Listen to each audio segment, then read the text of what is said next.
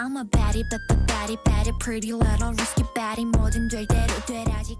After somehow doing The Impossible last year with their first full album, The Impossible being making good music, I finally returns with their first mini album. Can we clap?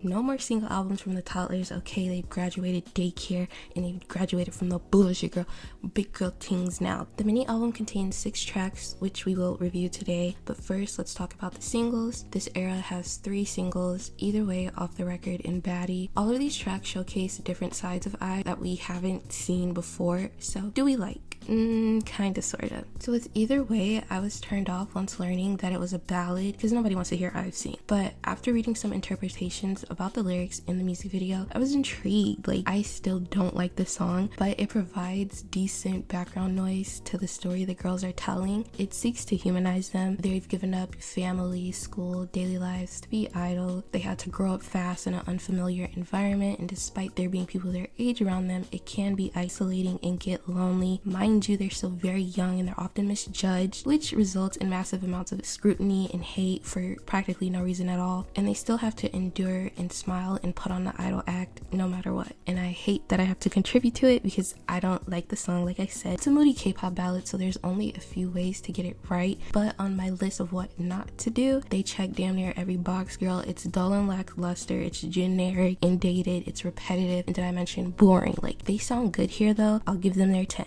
Still just not really a track for me. Maybe if I was 11 years old or if Selena Gomez was my mother. Like, the second single, Off the Record, picks up the mood with its funky guitar and groovy rhythms, another diet disco dance pop tune that interpolates a classic song, this time Love Fool by the Cardigans. This time I find the interpolation more respectful and fitting. The track is very light and airy, it just kind of floats on by and it's a nice listen. The bridge is definitely the highlight of the song though. Like, I don't remember anything except that bridge, to be honest with you. You have Ray and Issa with a fun rap section, like they're not ruining it for once. Wonyoung's pretty voice, Yujin with the Love Fool interpolation, like I really liked it. I just won't come back to it because I'm not missing out on anything. It's hard for me to give songs like this a fair chance because we've heard this exact sound and formula in K-pop every month, damn near every week at this point for the past 3 years, and rarely does anyone do something interesting with it. But with IVE, that's kind of the point. Like, they're not supposed to be music girls. They're supposed to make generic pop music that's digestible for the masses, but it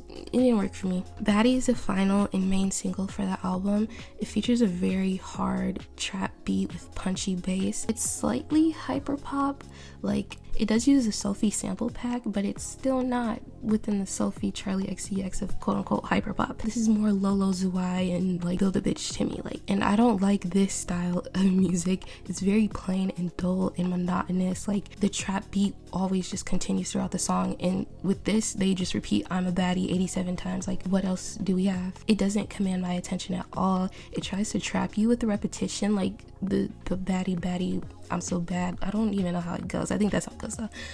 But it just doesn't work. Like, the times I listened through this mini, Baddie would come on and I'd completely zone out until Either Way came on. Also, the whole baddie persona can get old quick, so imagine when you present this on a platter created by like toddlers. Like, you can miss me with it.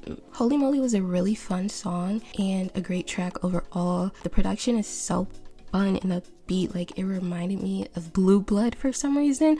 I don't know. It would have worked as an intro. Maybe that's why. I don't know. LTT is another diet disco dance pop track, almost as light and airy as Either Way, but more upbeat and funky. I really like the production, even though we've heard it 3,000 times. The verses and chorus features like this chanting or talk singing section. I'm not sure how much it actually works for the song. It doesn't work at all because it sounds terrible. Like, and it's so out of place to me. Like, it doesn't really fit. I ain't listen to Payback, to be honest with y'all, so we just gonna go to the next group.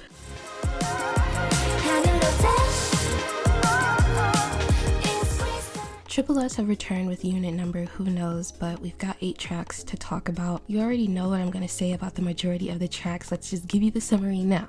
Somewhat mid tracks with poor mixing coupled with the girls' inability to sing makes this album just okay. Like, for y'all, it may very much so be the greatest shit ever, and I love that for you, so you don't want to hear it. Like, for me, I'm just thinking about how we can send these music files over to people who aren't tone deaf middle schoolers, you know? Like, anyway, let's begin. I couldn't make it through Invincible for so many reasons. Poor vocal performance being the number one thing. Like, the girl group is gonna have 24 members, and we've already revealed, like, what, maybe 12 through 15, and none of them can sing a lick. Like, and then the mixing being dog doo-doo, it's like, that's all I hear because the voices are so loud. Like, get this NFT group away from me.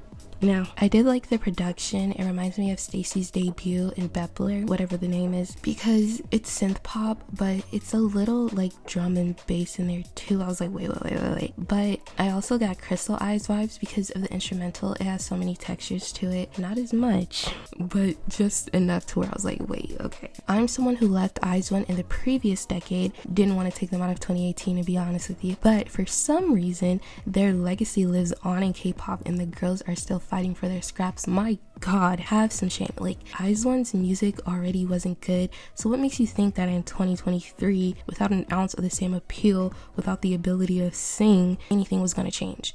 Again, get the NFT group away from me. Okay, no, but seriously, it's actually an okay song, very fiesta coded, which is my favorite Eyes One title track. It's just lacking the strong melody and performance that the song is. But either way, fuck, I look like listening to an Eyes One song. Like, not even that, but cosplay. Even lightsum and Weki Meki got it down, and that one group on Nugu Promoter. Why can't you?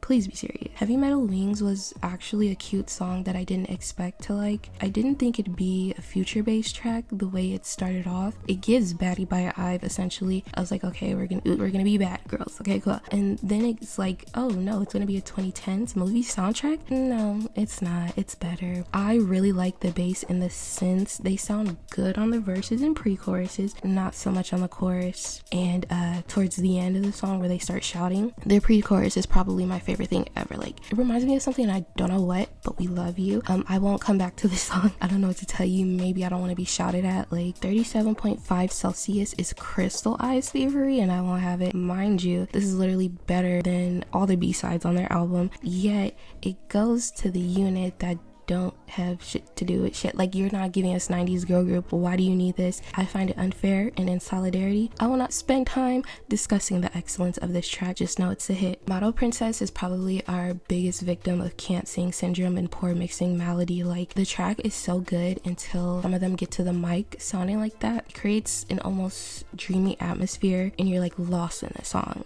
But then they come in singing terribly, or there's weird mixing, and you're like, yeah, you're reminded where you are. I live on Earth and this is tripleS, right? Okay, got it. Outside of that, I really enjoy the production. The drums have a really interesting pattern, and it does make me want to get up and bust a fucking move regardless. So we kind of piss me off, like, fuck friends. I like these tripleS songs that have so many wacky elements included in the instrumental. Like I said earlier, it gives it so much musical texture and it keeps me interested. Unfortunately, it was a waste here because the chorus is actually terrible. Like, with how amazing the verses are, why would I sit through what, I don't even remember how it goes, but it was just like that. You don't bring back those record scratches and the bouncy beat before I commit an unspeakable act? Like, what the hell? Wasn't gonna waste my time on Enhanced Flower because the vocals immediately made me mad. I don't know about this one, y'all. I mean, just like the unit before this, I'm only walking away with 1 or 2 songs, which even then, I won't come back to like this. Like, I can't.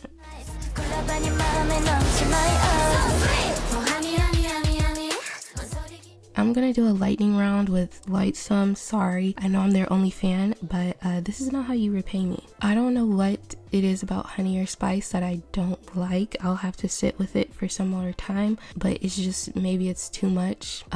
Maybe it needed a more explosive chorus, because I feel like it's kind of like, it's at a high level, but it stays there for a majority of the track. Like, what I do know though is the RBs, we have the meats, horns, or whatever it is in the background constantly making me hate it so much. Like, it's too much. Like I said, we're at a high level, and then those RBs, we have the meat sounds coming in, and it's just like, okay, we're doing too much. Not my style, kind of slays, but I don't see myself coming back to it. Skyline got skipped, don't piss me off. Whoopi was fun. Light It Up pissed me off, and then Candlelight, you can't see my face, but my god, like, this is not what we waited a year for, maybe even 2. When did they come back? I don't know. That's all though. Thanks for watching. Bye.